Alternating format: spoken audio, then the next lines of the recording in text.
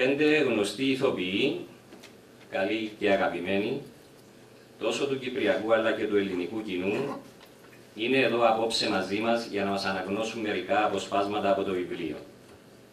Και αμέτρητα άστρα, και κρατώντας τη γνωστή λιχνία του, συνεχίζει ακόμη να ψάχνει για άνθρωπο, σε εισαγωγικά. Στο ρόλο του Διογέννη, ο αμήνυτος μήμος και αγαπημένος ηθοποιός Κωστάκης Κωνσταντίνου. Φορά ο ουρανός, αποτύχει η αγάπη, ίσως και ενστιχτοδός, εχαμήλωσε το βλέμμα πλανές προς την Ιφίλιο κι είδε τη γη να κρέμεται ανάποδα από τον ήλιο. Ευθύς διερωτήθηκε πού πήγε η αρμονία, γιατί εγκαταλείφθηκε εκείνη η ισορροπία, γιατί οι άνθρωποι γλιστρούν, δεν στέκουν επί εδάφους και φαίνονται ως Βένους είναι επί μοιραίου σκάφους. Απέκτησαν συνήθειες και βήμα μεθυσμένου και χάσαν την εμφάνιση κόσμου πολιτισμένου.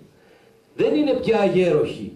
Πού είναι ο ανθρωπισμός τους και ασχολούνται μοναχά τι κάνει ο διπλανός τους. Όλο μίσος και καγάθος. Αμέσως ανεφώνησεν, ήρθαν τα πάνω κάτω, αυτοί θα καταλήξουνε στις θάλασσας στον πάτο. Και ρώτησε τον Άτλαντα που κράταγε την σφαίρα, εις σκότος έπεσε η γη ή είναι ακόμη μέρα. Ταχαίως πες μου τι φταίει, δεν θέλω αντιρρήσεις. Ρε μήπως την εξαπόλυσες να πας να κατουρίσεις. Ανέμενα ότι θα είσαι κάπου εδώ τριγύρω. Δεν μπορούσα να αναμένω να γυρίσεις και ήρθα να σε συναντήσω. Ελπίζω να μην μας είδει εδώ επάνω. Είναι ιδιαίτερα καχύποπτος. Περισσότερον όμως, είναι φιλοχρήματος. Ναι, θα μετρά τα χρήματα του τώρα, όπως πράττει πάντοτε. Πιστεύεις ότι είναι πιθανό να αντελήφθην ότι είμαι θα συνεννοημένες? Αυτό είναι αδύνατο. Και γιατί είσαι τόσο σίγουρη? Τα όπλα της γυνής είναι ακατανίκητα. Τι εννοείς? Ω Αθηνά, είσαι αιωνίως αγνή, ως η ιδέα του Παρθενώνος. Τα όπλα σου δρούν εκτός του ορίου της σοφίας μου. Μα και η γυναικεία πονηρία είναι και αυτή μέρος της σοφίας. Καμία σχέση. Τον επαραπλάνησα και δεν αντελήφθην ότι ήθελα πληροφορία. Δεν ξέρω γιατί, παράδοξον, δεν έχω διάθεση για χιούμορ. Σαν και η διάθεση αυτή έχει εξαντληθεί στους δύο τόμους του βιβλίου. Είναι όμως απόλυτα φυσιολογικό και ανθρώπινα να παραδεχτώ ότι η σοβαρότητα και η σάτυρα μπορούν να συνυπάρχουν έστω και συγκρουσιακά. Όπως μπορούν και συνυπάρχουν σε μεγάλα ή μικρά κράτη, σε μεγάλες ή μικρές κοινωνίες, το όνειρο με την πραγματικότητα, το ευκταίο με το εφικτό, το φως με το σκότος, το δίκαιο με το άδικο. Σε αυτόν τον κόσμο επιβιώσαμε και εμείς οι Έλληνες, σαν έθνος, για χιλιετηρίδες. Απέναντι στους δυσμενείς αριθμούς, προβάλλεται το λαμπερό φως του πολιτισμού μας. Και στην Ιώνα πάλι του φωτός με το σκότος, πήραμε σαφέστερη θέση. Επιλέξαμε την αποστολή μας. Αρχαίο πνεύμα θάνατο και φως ηλαρών. Ελευθερία και δημοκρατία, παιδεία, τέχνες και επιστήμες κατά την ειρήνη.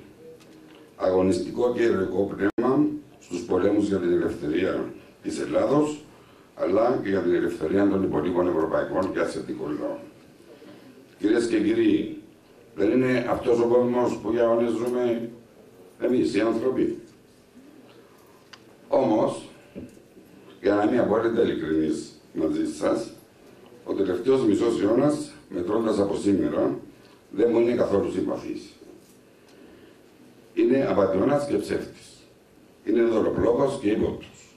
Είναι υποκριτής και συμφιλοντολόγος. Και πάνω απ' όλα, είναι θρασής και υπερφύαλος, γιατί επιμένει πως ό,τι αυτός λέει είναι το ορθό του. Και θέλει σώνει και καλά να αλλάξει μέσα σε 50 χρόνια αυτά τα οποία η ανθρωπότητα και ο ελληνισμός δημιούργησαν και επίστευσαν τα προηγούμενα 3.950. Είπαμε εμείς οι Έλληνες να σοβάσουμε σαν έθνος και σαν πολιτισμένοι ανθρώποι να αναμένουμε καλύτερες μέρες. Όμως η σιωπή μας έγινε αδράνεια και η απραξία μας αναδείχθηκε σε σοφία. Πήραμε την ελευθερία και την μετατρέψαμε σε ασυδοσία. Τον πολιτισμό τον χαρακτηρίσαμε αχρίαστο αγαθό, την αρετή τη φορτώσαμε με ενοχές και την ευμάρεια την κάναμε συνώνυμο της διαπλοκής. Κοροδέψαμε το αίσθημα της φιλοπατρίας και μειώσαμε δραματικά τη διάθεσή μας για περάσπιση των δικαίων μας. Ζούμε πλέον στην εποχή της εθνικής και της κοινωνικής απαξίωσης, της περιφρόνησης κάθε αξίας και κάθε αρετής. Ζούμε στην εποχή των εξευτελισμών του ατόμου και της ισοπαίδωσης των πάντων. Ζούμε σε μια εποχή φίλης και φίλοι, όπου οι παραδοσιακοί ρόλοι αντιστρέφονται και η επικράτηση της ανάποδης σκέψης είναι γεγονός. Η ιστορία παραχαράσει. Τις σύγχρονες αυτές μέρες, οι ήρωες ονομάζονται πλέον προδότες. Οι αγωνιστές ονομάζονται ανόητοι και οι τίμιοι άνθρωποι ονομάζονται νεπρόκοποι. Η αποσύνθεση του κοινωνικού ιστού είναι σχεδόν πλήρης και η οικονομική επιτήρηση των κρατών περιορίζει την εθνική τους ανεξαρτησία και μειώνει την αξιοπρέπειά τους. Ο ανθελληνισμός της Κύπρου καλπάζει επικίνδυνα και μη σας φανεί παράξενο, αρχίσαμε ήδη να ζούμε και τις προσπάθειες για ανθελληνισμό αυτής της ίδιας της Ελλάδας σε χρόνους μάλιστα όπου η επεκτατική πολιτική της Τουρκίας και οι θρασίτατες απαιτήσεις της είναι στο κατακόρυφο. Την ίδια αυτή εποχή, η ευγενής προσπάθεια για δημιουργία μιας μεγάλης πολιτικής και πολιτιστικής οικογένειας στην Ευρώπη, με βάση τα ελληνικά θεία πρότυπα, πλήττεται πανταχώδεν με τον ευρωσκεπτικισμό να παίζει τον καθοριστικό ρόλο. Με αυτές τις σκέψεις να με βασανίζουν καθημερινά. Ήρθε ένα βράδυ από τηλεοράσεως και το αποκορύφωμα. Το μήνυμα ήταν θλιβερά συνταρακτικό. Ήταν βαθύτατα αναξιοπρεπές και πολιτικά απρόσμενο. Αν οι Έλληνες δεν έχουν χρήματα, ας πωλήσουν τα αρχεία τους για να αποκτήσουν. Με απλά λόγια, μας ζήτησαν να πωλήσουμε σαν Έθνος την Ακρόπολη με τον Παρθενώνα, τους Δερφούς και την Ολυμπία, τους αρχαίους ναούς και τις βυζαντινές εκκλησίες, τους ιερούς μας βωμούς, τις πατρογονικές μας αιστείες. Μας ζητάνε έτσι ξερά και απροβλημάτιστα να πωλήσουμε τις Άγιες Πέτρες του Μακρυγιάννη, του Κολοκοτρώνη, του Νικηταρά και όλων ανεξαίρετα των άλλων ωραίων Ελλήνων. Η οργή, η θλίψη, η πίκρα και η αγανάκτηση, αλλά και η διάθεση μη υποταγής σε τέτοια απάνθρωπα, απολύτιστα και αντιδημοκρατικά μηνύματα, βρήκαν τη διέξοδό τους στις σελίδες αυτής της σάτυρας, μαζί με ένα κεντρικό μήνυμα.